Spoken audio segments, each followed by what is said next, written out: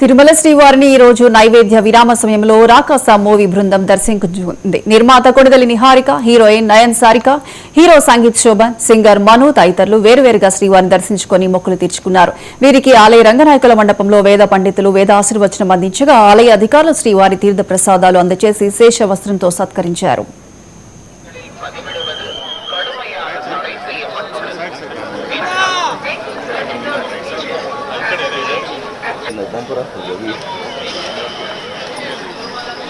ఇప్పుడే శ్రీవారి దర్శనం చేసుకొని వస్తున్నాం. చాలా అంటే నాకు చెప్పడానికి ఏం లేదు. ఎప్పుడు చాలా అద్భుతంగా జరుగుతుంది. ఆయన చూడడం, ఆయన దర్శించుకోవడం అనేది చేసుకున్న చిన్న దర్శనమైన ప్రతిసారి అదేదో చాలా పెద్ద బ్లెస్సింగ్ లాగా ఫీల్ అవుతాను నేను.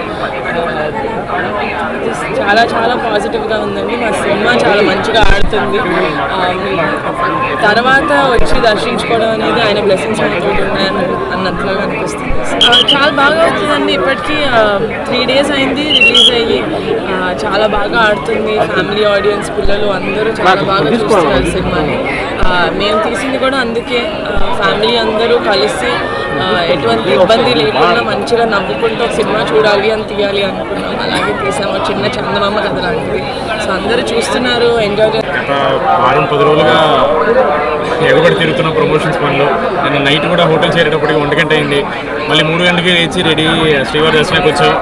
ఆ అలసట అంతా లోపల 2 నిమిషాలు 1 నిమిషం ఎంతసేపు ఉన్నాం, మొత్తం అలసట బయటకు వచ్చేసింది. చాలా పాజిటివ్ అనిపించింది. మాకు అక్కడే అర్థమైపోయిందండి మా సినిమా హిట్ అని. ఆయన దర్శనాన్ని పిలిచారు, మాకు కుదిరింది, వచ్చాం. శ్రీవారి దర్శనం జరిగింది, చాలా బాగా జరిగింది. మాకు చాలా హ్యాపీగా ఉంది. ఎందుకంటే ఇక్కడికి వచ్చిన తర్వాత సినిమా హిట్ కొట్టామని మాకు డైజెస్ట్ అయింది. దాని ముందు వరకు ఇంకా ఏం చేయాలనే ఈ టెన్షన్లోనే ఉన్నాయి. బట్ ఇక్కడ రాగానే కొంచెం మైండ్ అంతా కామ్ అయింది. శ్రీవారు చాలు బాగా కష్టపడ్డారు, ఇప్పుడు రిలాక్స్ అవ్వండి అనే ఒక మాట ఇచ్చారనిపించింది. సో ఓం నమో వెంకటేశాయ. కలియుగ దైవం స్వామి ఆశీస్సులు అందుకోవడానికి ఎన్నిసార్లు వచ్చినా తనివి తీరదు. మళ్ళీ వారిని చూసే భాగ్యం కలిగింది. చాలా సంతోషం. మనకి రాజధాని వచ్చింది, ఎంతో ఆనందం. అమరావతి. సో